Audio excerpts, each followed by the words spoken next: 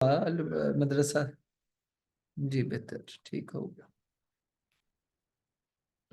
जी तो मौलवी अब्दुल गफूर और सैयद मोहम्मद अली कानपुरी और फजल रहमान गंज मुरादाबादी, इनके हाथों ने इस तहरीक का 1894 में जो है लखनऊ के मुकाम पर जो है इस तहरीक का आगाज हुआ। और इसके जो अव्वल बानी और नाज़िम जो है मोहम्मद अली सैयद थे। अब ये तकरीबन ये तहरीक जो आप कह लें कि 1980 1894 में इसका आगाज हुआ, तो तकरीबन 10 साल तक ये तहरीक चली है। लेकिन कोई मौसर इसका काम नहीं हुआ। मौसर ये तहरीक तभी हुई है जब मौलाना शिबली नोमानी है इसके नाज़िम बने हैं।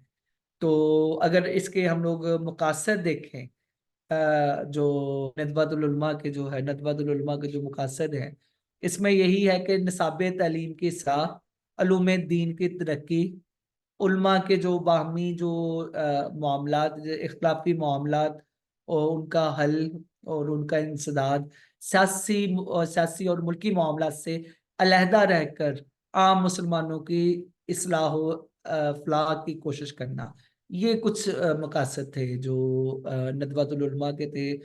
जो मकासद मतलब ये है कि उलूम दीन की तरक्की, उलमा के जो बाहमी इख्तलाफी मामलात उनका इंसदाद किया जाए और आम मुसलमानों की जो है इस्लाह की जाए।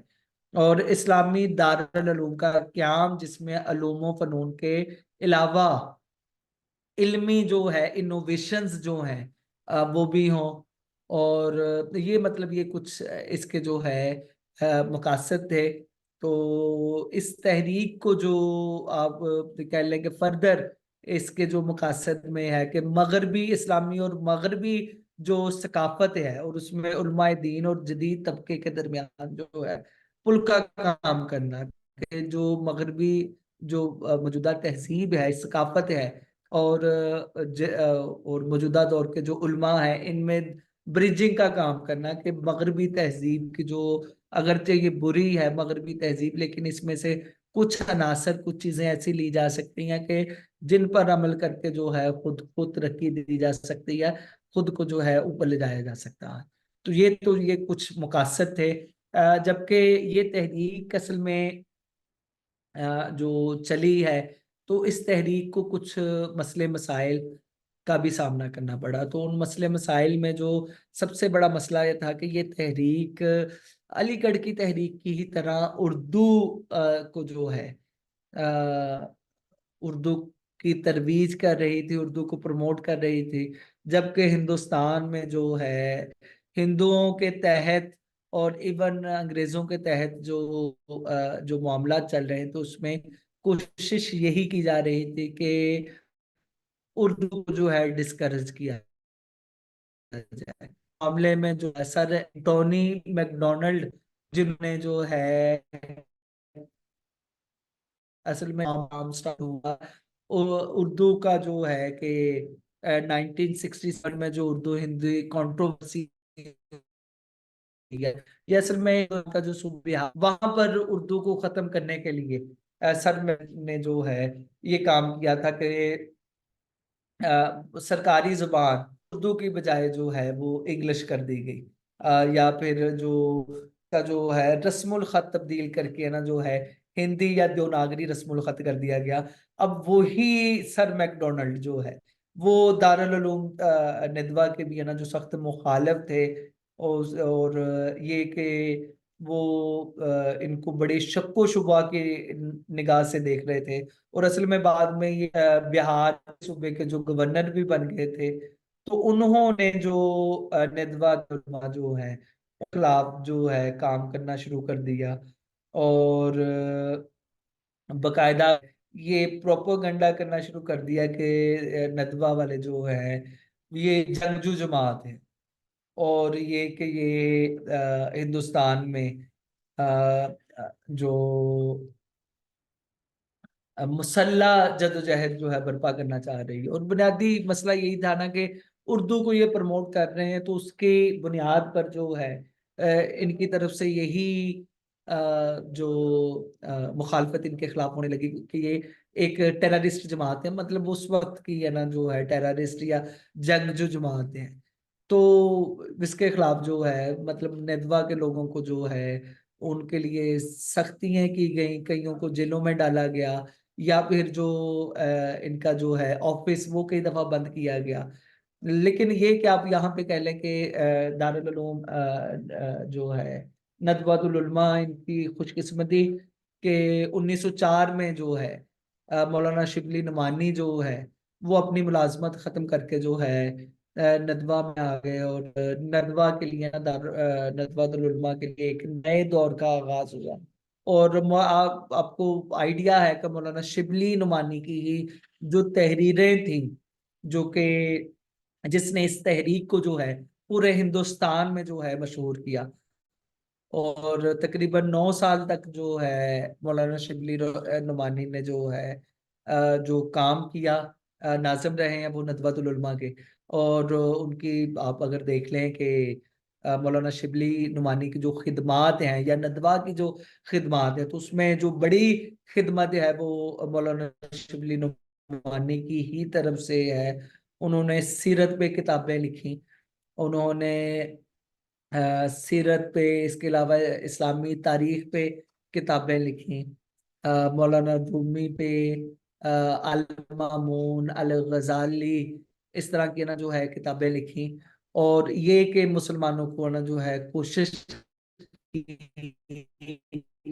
के माजी के साथ जो है जोड़ा जाए, जो है वो इस्तेमाल किया जाए। तो ये मौलाना शिबली नुमानी की, अगर मौलाना शिबली नुमानी की हम लोग तहरीरें देखें तो उसमें सीरतुल नबी, अल फारूक, अल गजाली, मौलाना जलालुद्दीन रूमी, तो इस तरह की जो तहरीरें थी, इन्होंने जदीद जहन को बहुत ज़्यादा मुतासर किया। वो लोग जो कि जदीद तालीमात के असीर होकर जो मगरबी तहजीब की तरफ जा रहे थे, उन्होंने जो है वापस वो इसकी तरफ आए। लेकिन इस मामले में मैं जो अगर देखूं जो है कि इस पे अगर थोड़ा सा इतराज के मौलाना शिबली नुमानी की ये तहरीरें असल में ये डॉक्टर इसरार अहमद ने कहा कि डिफेंसिव अंदाज में लिखी गई है, मतलब इसमें जो डिफेंस मुसलमानों का की और ये कोशिश की गई कि भाई ये साबित है कि मुसलमान जो हैं वो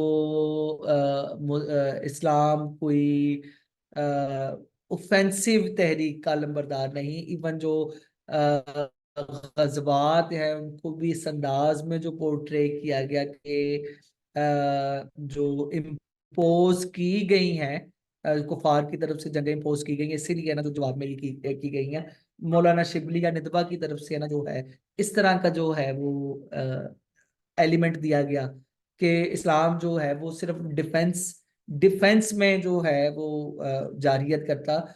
अदरवाइज इस्लाम का जो है जिहाद जो कि असल में है कि भाई जुल्म के खिलाफ तलवार उठाई जाए, तो ये इसको जरा थोड़ा सा डिप किया गया। और इसमें अगर हम देखें इस इस्लाम के जो डिफेंसिव पहलू को वो अलीगढ़ वालों ने भी तकरीबन इसी अंदाज में ही पेश किया कि इस्लाम जो है वो सिर्फ और सिर्फ अगर उन पे जंग इम्पोज की जाए मुसलमानों पे तो लड़ते हैं, नहीं तो अदरवाइज नहीं।